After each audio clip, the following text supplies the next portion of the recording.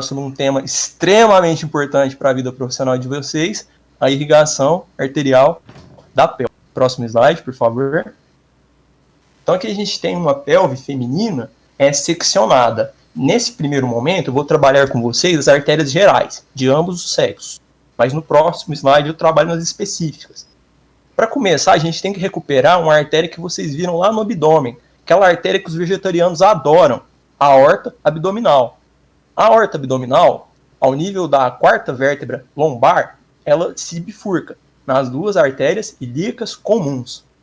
Essas, por sua vez, ao nível do disco intervertebral, entre a quinta vértebra lombar e a primeira vértebra sacral, se bifurcam em duas artérias, as artérias ilíaca externa e ilíaca interna. A ilíaca externa vai ter um papel importante na irrigação de membro superior, de membro inferior. No entanto, o que nos interessa para a pelve é a artéria ilíaca interna e os seus ramos, sendo que os ramos da artéria ilíaca interna são os principais responsáveis pela irrigação da pelve. Para começar, a gente tem que perceber que a artéria ilíaca interna se divide em dois troncos. Um tronco orientado para anterior, chamado, olha que surpresa, tronco anterior, ou visceral, porque ele é responsável por irrigar principalmente as vísceras pélvicas, como bexiga urinária, útero, reto, e um tronco posterior, que vai para posterior e vai irrigar principalmente essa região da parede posterior da pelve e na lombar também. Para começar a falar dos ramos da artéria ilíaca interna, vou falar sobre o tronco anterior primeiro. A primeira artéria é aquelas que os dentistas adoram, artéria obturatória. Por que chama artéria obturatória? Porque ela, acompanhada do nervo obturatório e da veia obturatória, vai entrar num forame, que é uma abertura no osso do quadril, entre o isquio e o púbis, o forame obturatório. Ela vai entrar por esse forame, descer e irrigar, principalmente a região medial da coxa, aquela região dos adutores. Após a artéria obturatória, nós temos a artéria umbilical. Por que ela chama artéria umbilical? Porque no nosso desenvolvimento fetal, durante a gestação, as artérias umbilicais, que é um par, não é mesmo? Passam pelo cordão umbilical e tem um papel importante de ser a conexão entre a circulação fetal e a circulação materna. As artérias umbilicais vão conduzir sangue pobre em oxigênio do feto para a circulação materna, de modo a ocorrer a troca de gases. Uma curiosidade bacana é que as artérias umbilicais e as artérias pulmonares são as únicas artérias no corpo humano que conduzem sangue pobre em oxigênio. Então aconteceu o parto, o nenenzinho nasceu, seccionou o cordão umbilical. O que acontece? A extremidade distal da artéria umbilical oclui para conter o sangramento, para não ter hemorragia. Essa oclusão, com o passar do tempo, vai fibrosando. Até que na vida adulta a gente já não tem mais nessa parte distal um vaso com sangue circulante. A gente tem um ligamento, chamado ligamento umbilical medial. Após a artéria umbilical, nós temos as artérias vesicais superiores. Olha só, gente, tudo que é vesical faz referência à bexiga urinária. E se é superior, corresponde à região superior da bexiga urinária. Olha que bacana. O nome da artéria fala o que ela faz. A artéria vesical superior irriga a porção superior da bexiga urinária. Após as artérias vesicais superiores, nós teríamos as artérias uterina e vaginal, específicas presentes apenas na mulher. Devido à importância delas, eu vou citar no próximo slide, mas vamos lembrar que são ramos do tronco anterior da ilíaca interna. Após essas artérias, nós temos a artéria vesical inferior. Olha que bacana. A artéria vesical inferior vai irrigar principalmente a porção inferior da bexiga urinária. Além disso, no homem, a artéria vesical inferior vai emitir ramos para irrigar a glândula prostática e a glândula seminal. Após a artéria vesical inferior, nós temos a artéria retal média. A artéria retal média é responsável pela irrigação do reto, a porção inferior dele principalmente. Ela vai fazer anastomoses com outras artérias, que eu ainda vou citar nessa aula, que são as artérias retal superior e retal inferior. ela vai entrar entre elas. Já foram citadas até, inclusive, durante a aula de abdômen um pouquinho.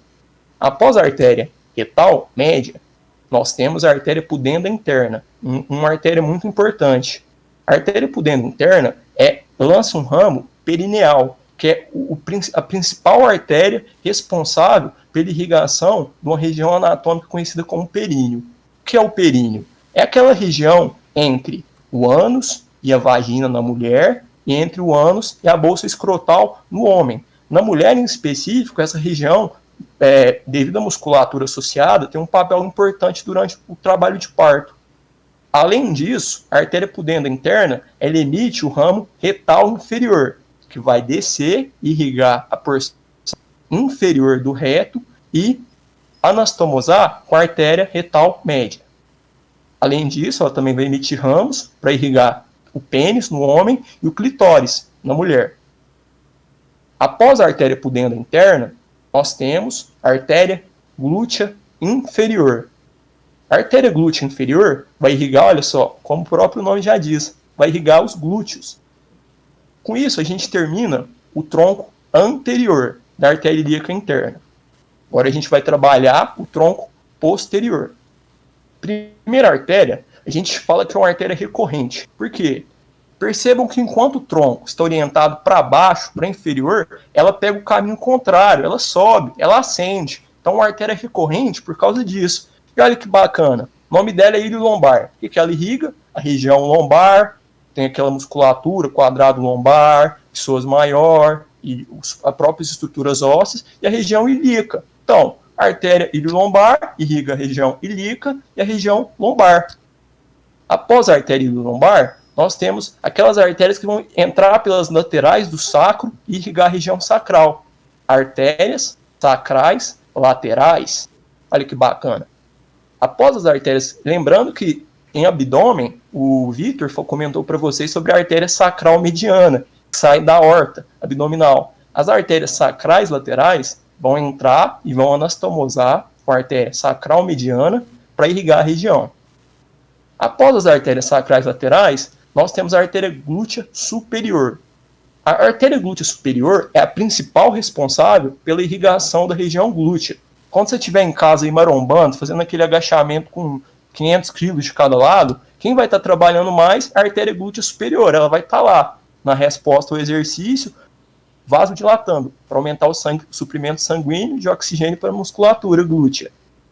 Percebam que a gente tem uma glútea superior do tronco posterior e uma glútea inferior do tronco anterior. Por quê? Qual que é a relação entre esses nomes? Porque tem um músculo que passa nessa região no formato de pera, o músculo piriforme. A artéria glútea superior passa por cima, superior ao piriforme. Já a artéria glútea inferior passa por baixo, inferior ao piriforme. Pessoal, então, só para a gente revisar o que a gente viu até agora. De ramo da ilíaca interna, porção do tronco anterior, artéria obturatória, artéria umbilical, artéria vesical superior, artérias uterina e vaginal, que eu vou citar no próximo slide, artéria vesical inferior, artéria retal média, artéria pudenda interna e artéria glútea inferior. Ramos do tronco posterior, artéria ilho-lombar,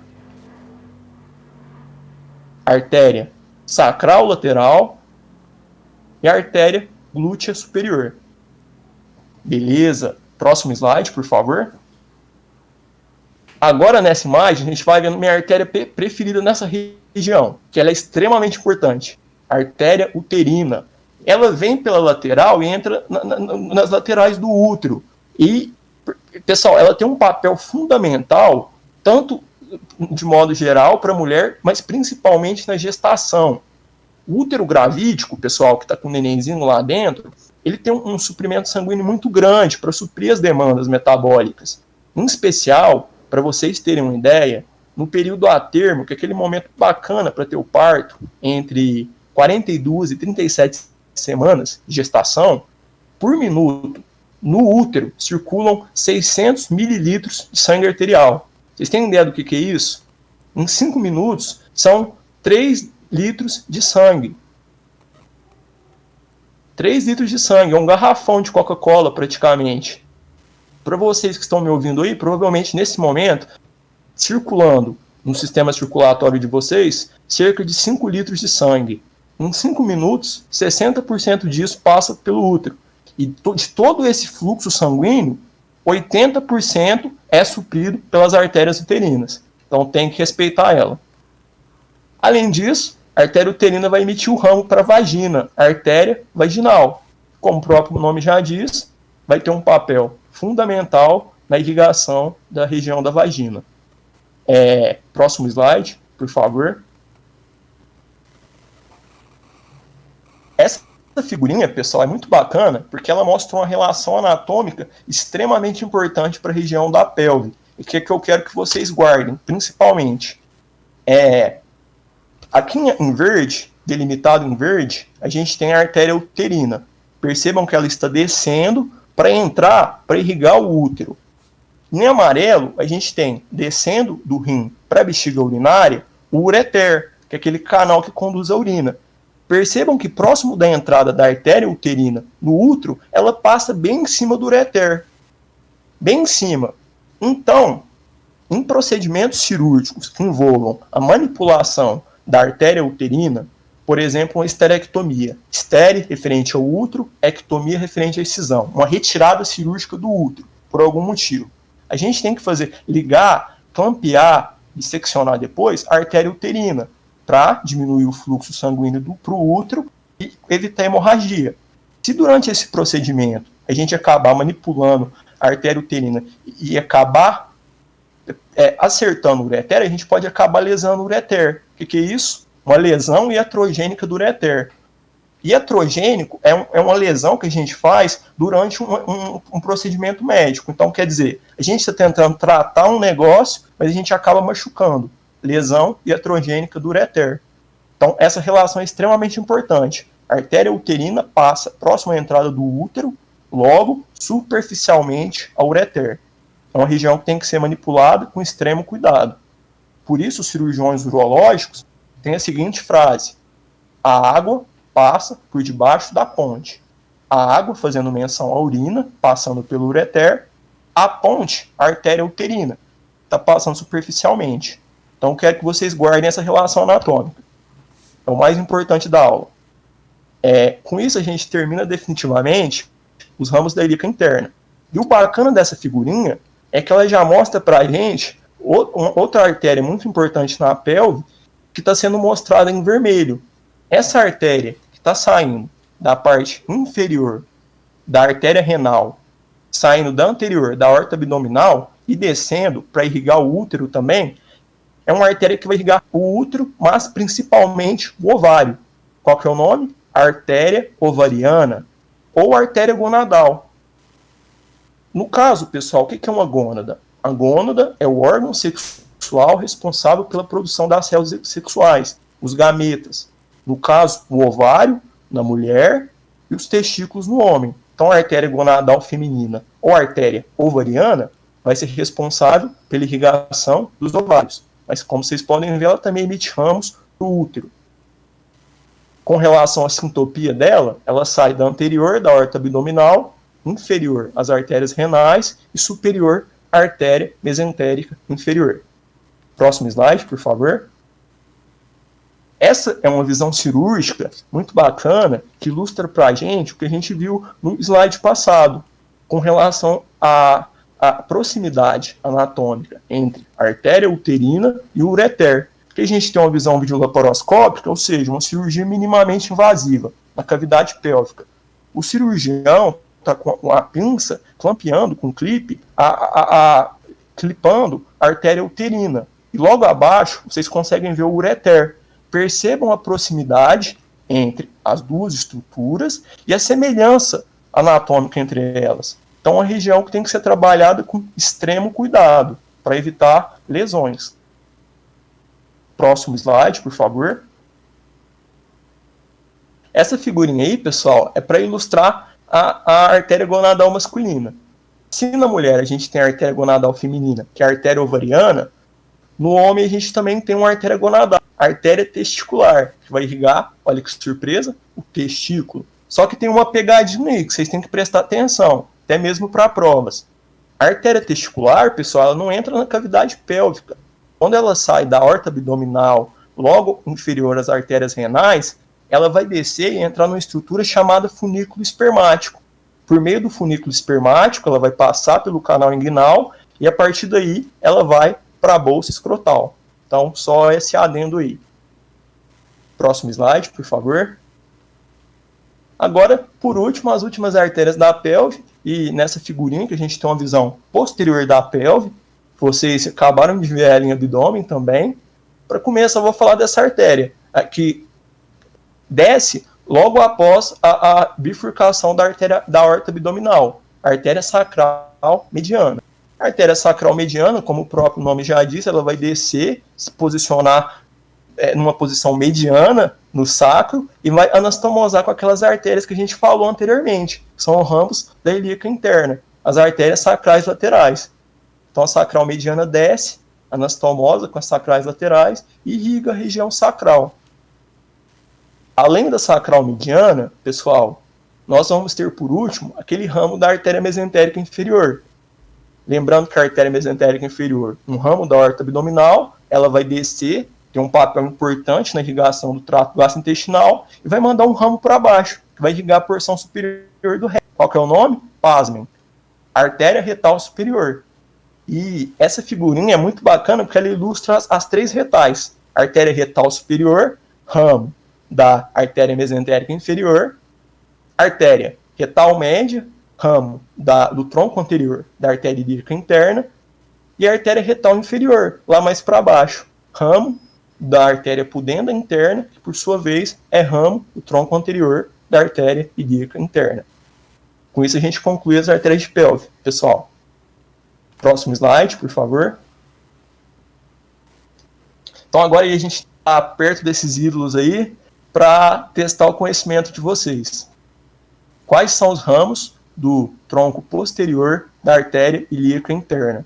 Eu vou dar 20 segundos aqui cronometrados para quem quiser tentar responder, mandar aí no chat. Mas depois desse tempo eu vou responder explicando as alternativas para vocês.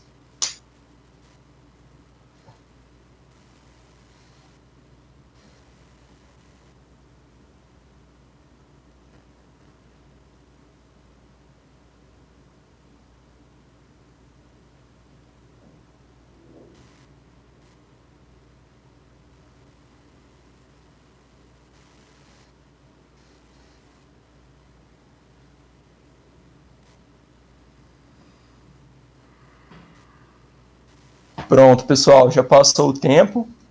Eu não chequei as respostas, mas, para quem estava curioso, próximo slide, por favor. É a letra C. Os ramos do tronco posterior da artéria ilíaca interna são artérias sacral lateral, glútea superior e lombar. Aqui embaixo, junto do nosso prestigiado Pikachu, a gente tem um resuminho completo, para vocês estudarem depois. Lembrando que a artéria testicular não entra na cavidade pélvica. Primeiro, alternativa A, obturatória, já desclassifica. Obturatória é ramo do tronco anterior. Sacral lateral, correta. Sacral mediana, correta. Letra B, glútea superior, correta. Glútea inferior, errada. Glútea inferior é um ramo do tronco anterior. Umbilical, mesma coisa. Letra C, todas corretíssimas. Letra D, ilho lombar, correta. Sacral lateral, correta. Glútea inferior, errada. Ramo do tronco anterior. Letra E, glútea inferior, errada. Ramo do tronco anterior. Sacral lateral, correta. Retal superior, super errada. Retal superior é ramo da mesentérica inferior. E lá em cima que eu falei da sacral mediana é ramo da aorta abdominal. Próximo slide, por favor. Por último, pessoal, esse é um caso clínico para nós resolvermos juntos. Uma mulher de 60 anos dá entrada no hospital de clínicas para uma esterectomia total. O que é uma esterectomia? É uma cirurgia de remoção do útero. Lembra que a gente citou lá atrás, em determinado momento? Para tratar um câncer uterino. No pós-operatório, ela evoluiu com uma dor intensa no flanco direito. Flanco o que é? Aquela região da lateral do abdômen. Flanco, geralmente, a gente pensa algum probleminha gastrointestinal, algum probleminha renal, em especial nesse caso. E febre. A febre é um sintoma sistêmico, pessoal, de elevação da temperatura corporal, muito associada a processos infecciosos, principalmente nesse caso, que é logo após uma cirurgia, né?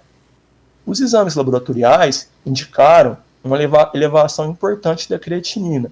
Creatinina, pessoal, é um metabólico que a gente usa no exame para avaliar, principalmente, a função renal. Se ela estiver muito elevada, igual está descrito no caso, a gente pensa num problema nos rins. Pós-ultrassonografia, foi confirmado um quadro de infecção renal, pionefrose, quer dizer pus, nos rins, consequente de obstrução ureteral unilateral direita. O que é isso? Teve uma obstrução no ureter direito e impediu a continuação do fluxo de urina, a urina acumulou, a urina acumulada lá, cheia de detritos, em especial se a paciente for diabética, não falo no caso, mas se for cheia de açúcar, é um banquete maravilhoso para qualquer bactéria de bem. Infecciona mesmo, pessoal.